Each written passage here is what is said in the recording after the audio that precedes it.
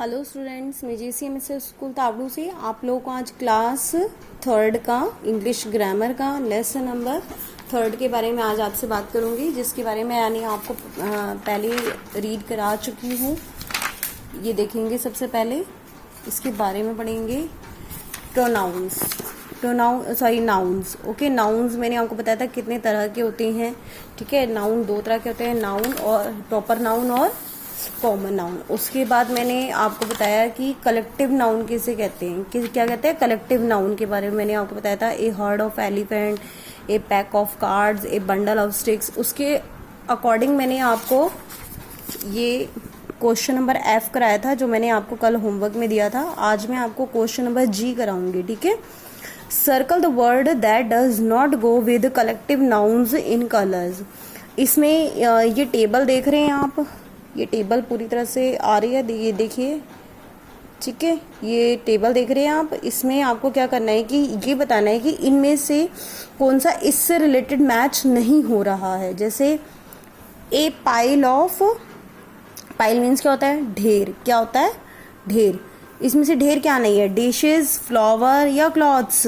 तो इसमें ढेर फ्लावर्स के बारे में नहीं कह सकते, क्योंकि जो फ्लावर्स होते हैं उनका जो टाइप्स होते हैं वो अलग अलग तरह के होते हैं। तो फ्लावर्स का ढेर नहीं हो सकता, क्लॉथ्स का हो सकता है, डिशेस का हो सकता है। ठीक है, ऐसे ही ए सेट ऑफ, तो ये क्या है, समूह के लिए यूज हो रहा है।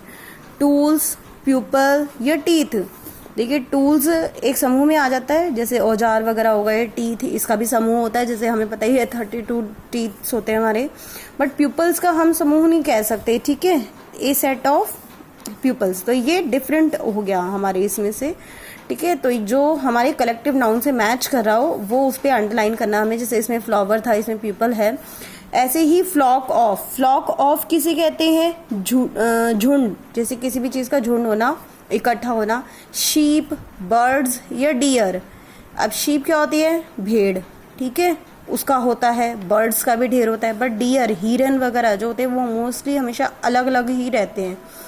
तो वो क्या है, एक झुंड में नहीं रहते ज़्यादातर, कोई कहीं होता है कोई कहीं होता है, तो ये डियर में अलग हो जाएगा। तो ठीक है, ऐसे ही ये ए लीटर ऑफ किसके लिए यूज़ किया जाता है, जो एनिमल्स वगैरह होते हैं उनके बेबीज़ के बारे में होता है ये। जैसे उनका जो भी उनके बारे में बताया जाता है। जैसे अब इसमें किटन्स हैं, पपीज़ हैं, तो ये तो नहीं इसके साथ मैच करेंगे हम, तो हमें इसके लिए कार्स।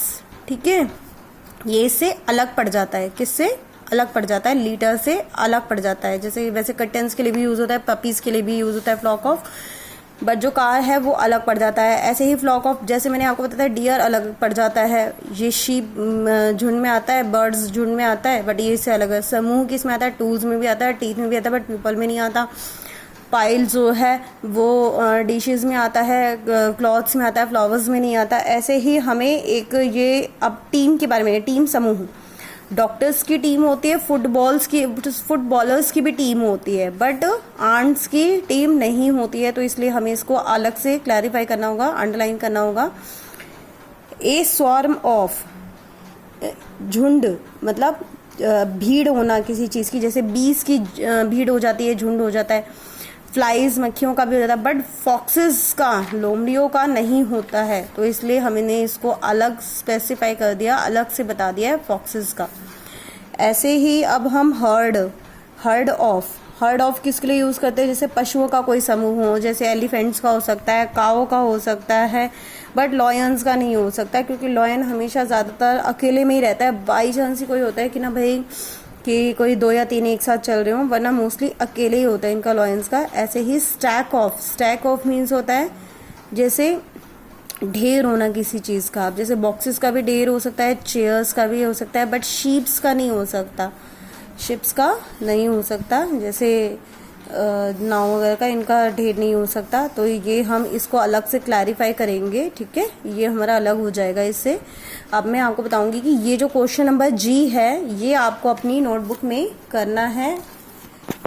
जैसे ये लिस्ट बनी हुई है, सेम ऐसे ही करना है। ठीक, ये देखिए, और ये आपका कल होमवर्क है आज का। ठीक, जो आपको करना है। ठीक, जो ये आपको करना है। और ये देख रहे हो आप, मैं आपको ठीक से करके दिखाती हूँ। ये देखिए इसमें ये पूरी आ रही है, ठीक।